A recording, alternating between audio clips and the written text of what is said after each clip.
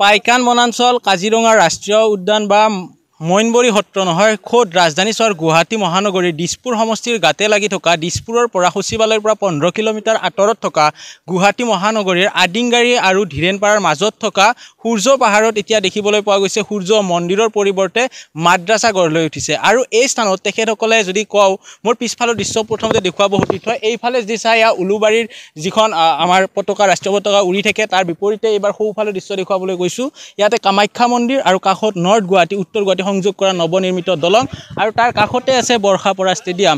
আৰু এই স্থানৰ নাম তেখেতসকলে আনঅফিচিয়েলি কুদতপুৰ নাম দিছে, য'ত আছিলে সূৰ্য পাহাৰ বা সূৰ্য মন্দিৰ, তাৰ বিপৰীতে কুদতপুৰ দিছে। আৰু এই মুহূৰ্তত যিগৰাকী বিষয়া আহিছে তেখেতে ইয়াতে নিজৰ কামসমূহ তদাৰক কৰি গৈছে আৰু এছিয়াছগৰাকী আহি উপস্থিত হৈছে গুৱাহাটী চাৰ্কুলৰ তেখেতসকলৰ পৰা জানিবলৈ চেষ্টা কৰিম। আৰু এই মুহূৰ্তত যিসকল স্থানীয় লোক আছে তেখেতসকলৰ পৰা কিছু কথা জনাৰ বাবে চেষ্টা কৰিম। আৰু কিছু সময় পূৰ্বে যেতিয়া সংবাদ মাধ্যমৰ লোক উপস্থিত হোৱা বুলি খবৰ পাইছিলে, তেতিয়া তেখেতসকলে নিজে এই স্থান ভাঙি পিনে বেদখলকাৰীয়ে নিজে ভাঙি পিনে গৈছিলে। ইয়াৰ স্থানীয় লোক আছে, তেখেতসকলৰ পৰা জানিবলৈ চেষ্টা কৰিম যদি সম্ভৱ হয় যে কিনো কয় তেখেতসকলে বা কি হৈছে এই গোটেই ঘটনাখিনি। কি হৈছে দাদা গোটেইখিনি?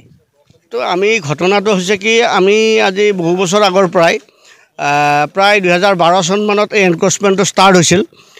তাৰ আগতো অলপমান ইয়াতে কিছু সন্দেহজনক নাগৰিক ইয়াত উপস্থিত হৈছিল।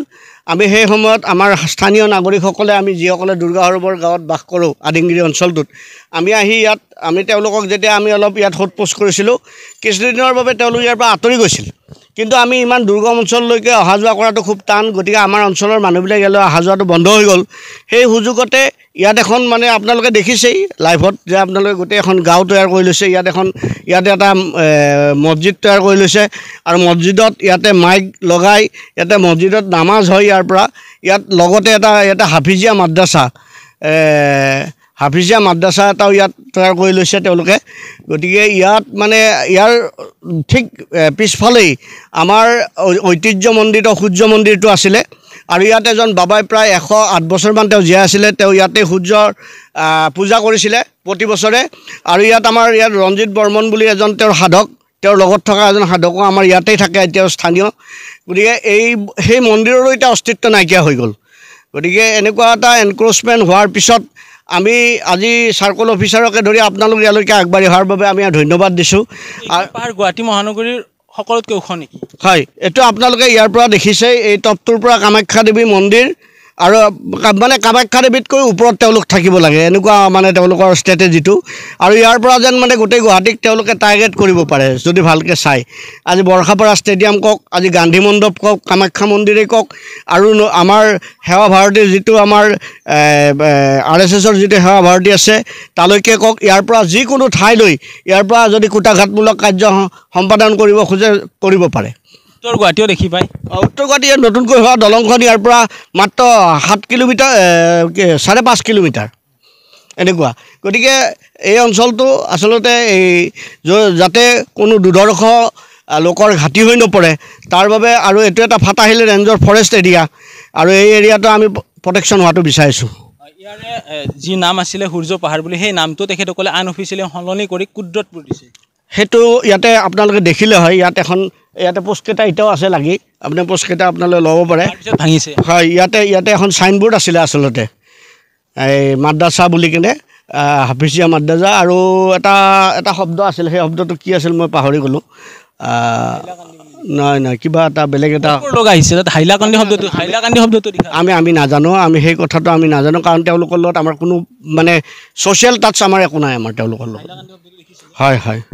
এয়া আছিলে স্থানীয় লোকৰ মন্তব্য। আৰু এই মুহূৰ্তত যিহেতু সজাতি দল আহিছে, তেখেতসকলে গোটেইখিনি তথ্যই হওক বা তথ্য সমৃদ্ধ কৰি সংগ্ৰহ কৰি আছে, তেখেতসকলৰ মন্তব্য ল'বলৈ চেষ্টা কৰিম। আমি যেতিয়া উঠি আহিছিলোঁ তেতিয়া বহু লোকৰ মন্তব্য লৈছিলোঁ। তেখেতসকলে কোনোবা এজন যদি নগৰবেৰাৰ পৰা আহিছে, আন কোনোবা এজন বৰপেটাৰ পৰা আহিছে, আৰু সুধিছিলোঁ যে আপোনালোকে কাষৰ মানুহঘৰক চিনি পায় নেকি? তেতিয়া তেখেতসকলে কৈছে যে আমি কোনো কাৰণতে কাষৰ মানুহঘৰক চিনি নাপাওঁ। অৰ্থাৎ চিন্তা কৰক যে 400-500 ঘৰ আছে, কিন্তু কোনো কাৰো লগত সম্পৰ্ক নাই। তেখেতসকলে উঠি আহিছে কৈছে এইসকল ঘৰ বা এইসমূহ ঘৰ ইয়াতে এতিয়া কোনো লোক নাই, তলা মৰা আছে, এইসকল লোক কলৈ গ'ল বা তেখেতসকলে দখল ৰাখি থৈছে নেকি?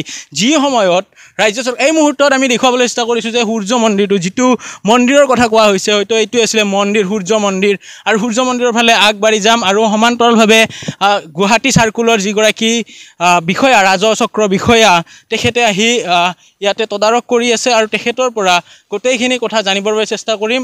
এই স্থানতে হয়তো মন্দিৰটো আছিলে। এই মুহূৰ্তত জনাইছোঁ যে কাষত মাদ্ৰাছা হৈছে, কিন্তু এই স্থানত পূৰ্বৰে পৰা সূৰ্য মন্দিৰ বুলি মন্দিৰ আছিলে আৰু এই স্থানৰ পৰা গুৱাহাটী মহানগৰীৰ সকলো স্থান দেখিবলৈ পোৱা যায়। আৰু দেখিছোঁ আমি ৰাজচক্ৰ বিষয়াগৰাকীক পোনে পোনে জানিবলৈ চেষ্টা কৰিম। কি পালে আপোনালোকে পৰ্যবেক্ষণত? পৰ্যবেক্ষণত দেখিলোঁ যে ইয়াত বহুতকেইটা এনেকুৱা ষ্ট্ৰাকচাৰ বনোৱা আছে, ইলিগেল ষ্ট্ৰাকচাৰ। প্ৰবেবলি এইটো হেৰি হ'ব, এটা মছজিদ হ'ব আৰু মাদ্ৰাছা হ'ব চাগৈ, কিয়নো ইয়াত মানুহখিনি নাই সুধিবৰ কাৰণেও, বা কোনো ধৰণৰ বেনাৰ দেখা নাপালোঁ মই। আৰু এইটো ফৰেষ্ট এৰিয়া হয় মেইনলি, আৰু আমি সোনকালে এইখিনি এভিকশ্যনৰ মানে ব্যৱস্থা হাতত ল'ম। আমি ঠাইখিনিৰ নাম কি বুলি গম পাইছে? ঠাইখিনি একচুৱেলি আমাৰ ৰেভিনিউ মেপত এইখিনি ঠাই নাই। এইখিনি একচুৱেলি ফৰেষ্ট এৰিয়া হ'ব, আদিনগিৰিয়ে হ'ব, এইখিনি ফৰেষ্ট এৰিয়া হ'ব। স্থানীয় লোকে কোৱা মতে সূৰ্য পাহাৰ আছিলে, এতিয়া কুদতপুৰ নাম দিছে বুলি কৈছে। মই সূৰ্য মন্দিৰটো মই এতিয়া চাব গ'লোঁ। তাৰ মানে কণ্ডিশ্যন একদম বহুত বেয়া কণ্ডিশ্যন এতিয়া মন্দিৰটোৰ। অকল মানে তলৰ ফাউণ্ডেশ্যনটোহে আছে চাগৈ, ওপৰৰ হেৰিখিনি নাই। হয়, এইটো সূৰ্য পাহাৰ বুলি আগতে মানুহে কৈছিল, এতিয়াও শুনিছোঁ এইটো কুদৰতপুৰ বুলি নতুন এটা নাম দিছে ইয়াত। ইয়াৰ পৰা কি টাৰ্গেট কৰিব পাৰি, যিহেতু ইয়াৰ স্থানীয় লোকে কৈছে বা আপুনি আহিও গম পাইছে যে সকলোতকৈ ওখ পাহাৰ গুৱাহাটীৰ এতিয়া এইখনে? ইয়াৰ পৰা দেখা পাইছোঁ, মানে গোটেই গুৱাহাটীখনেই ইয়াৰ পৰা দেখা পায়। যিমানখিনি দেখি পাইছোঁ গোটেই গুৱাহাটীখনেই ইয়াৰ পৰা দেখা পাব পায়। আৰু আমি স্থানীয় লোকৰ সহায়ত যদি সম্ভৱ হয় সূৰ্য মন্দিৰলৈকে কিছু আগুৱাই যাম। আৰু এই মুহূৰ্তত গৈছোঁ আমি সূৰ্য মন্দিৰলৈকে। আপোনালোকে চিন্তা কৰক যে যি সময়ত অন্য স্থানত মঠ মন্দিৰসমূহ দখল কৰিছিলে, বেদখলকাৰীয়ে দখল কৰিছিলে, এতিয়া যি চোৱা যে গুৱাহাটী মহানগৰীত যে সূৰ্য মন্দিৰ আছিলে, 108 বছৰীয়া এজন বাবা আছিলে, যি বাবা ইয়াতে যুগ যুগ ধৰি প্ৰণাম কৰিছিলে সূৰ্য দেৱতাক, সেই স্থানত এতিয়া ভগ্নাৱশেষে বা অৱয়ৱে পোৱা গৈছে। আৰু এই মুহূৰ্তত আমি কিছু আগবাঢ়ি গৈছোঁ সতীৰ্থৰ লগতে ইয়াৰে যিসকল স্থানীয় লোক আছে তেখেতসকলক কিছু বেগাই যাবলৈ মই কৈছোঁ যে যদি সম্ভৱ হয় দেখুৱাই দিয়ে যদি, তেতিয়া কিছু সকাহ হ'ব যে এইখন পাহাৰ হৈছে সকলোতকৈ ওখ পাহাৰ। আৰু এই ওখ পাহাৰৰ পৰাই যদি যিকোনো কুটাঘাতমূলক কাম কাজ কৰিব খোজে তেতিয়াহ'লে কৰিব পাৰে বুলি এগৰাকী ৰাজচক্ৰ বিষয়াই মন্তব্য দিছে। এয়া হৈছে ভগ্নাৱেশ। এই মুহূৰ্তত এটা সৰু গুহা দেখুৱাইছে অতীতই, এয়া হৈছে ভগ্নাৱেশ। আৰু পূৰ্বৰ যিসমূহ কি আছে ভিতৰত? ভেটি আছে, ভেটি মানে যিটো মন্দিৰৰ ভগ্নাৱেশৰ যিটো তলৰ গ্ৰাউণ্ডৰ ভেটিটো, এই ভেটিটো ইয়াত আছে। এইবোৰ ভাঙা ইটাবোৰ, এইবোৰ মানে যিটো গ্ৰাউণ্ডৰ ঢালাই দিয়া তলৰ এইবোৰ তাত আছে মানে হেৰিটো। এইবোৰ ইটাবোৰ এইবোৰ আগত ইয়াত মানে আমি যেতিয়াৰ পৰা সৰু আছিলোঁ তাত মানে হেৰি আছিলে বুলি, মানে ইয়াৰ পৰা যেতিয়া মাইক বজিছিলে শুনি পায় আৰু মানে গোটেই গাঁৱৰ মানুহে শুনি পায়। এতিয়াতো এওঁলোক অহাৰ পৰাতো ইয়াত হেৰি হৈ গ'ল, এতিয়া সূৰ্য মানে কোনো একো নোহোৱা আজিকালি। এতিয়া অকল মানে মন্দিৰে নিহে হৈ গ'ল, মানে আল্টিমেটলি মন্দিৰ বুলিবলৈ একোৱেই নাই ইয়াত আৰু এতিয়া। এয়া আছিলে স্থানীয় লোকৰ মন্তব্য। এয়া হৈছে পাহাৰৰ একেবাৰে শীৰ্ষতম উচ্চতা সূৰ্য পাহাৰ বুলি কোৱা হৈছিলে পূৰ্বতে, আৰু এতিয়াতে তেখেতসকলে আনঅফিচিয়েলি কুদতপুৰ নাম দিছে। কিন্তু আজি যেতিয়া সংবাদ মাধ্যমৰ লোক আৰু বিভাগীয় কৰ্তৃপক্ষ আহিলে তেতিয়া কিন্তু এই স্থানত কোনো লোককে দেখিবলৈ পোৱা নগ'ল। তাৰ বিপৰীতে একাংশ স্থানীয় লোকে সন্দেহ কৰিছে যে উচ্ছেদ কৰা লোকৰো বহু লোক হয়তো এই স্থানত আহি নতুনকৈ ঘৰ নিৰ্মাণ কৰি থাকিব পাৰে, কাৰণ টেলিভিশ্যনৰ আন এটা স্ক্ৰীণত যদি সম্ভৱ হয় দেখুওৱা গৈছে যে বহুকেইটা এতিয়াও নতুন ঘৰ সাজি থকা হৈছে, কোনো কাকো চিনি নাপায়। আপুনি চিন্তা কৰক যে গুৱাহাটী মহানগৰীত এতিয়া কিদৰে অবাধ বেদখল চলিছে। আপুনি বিচৰা বাতৰি পাব কেৱল নিউজ 18 এপত। নিউজ 18 এপ ডাউনলোড কৰিবলৈ স্কেন কৰক এই QR কোড। গুগল প্লে ষ্টৰতো পাব এই নিউজ 18 এপ।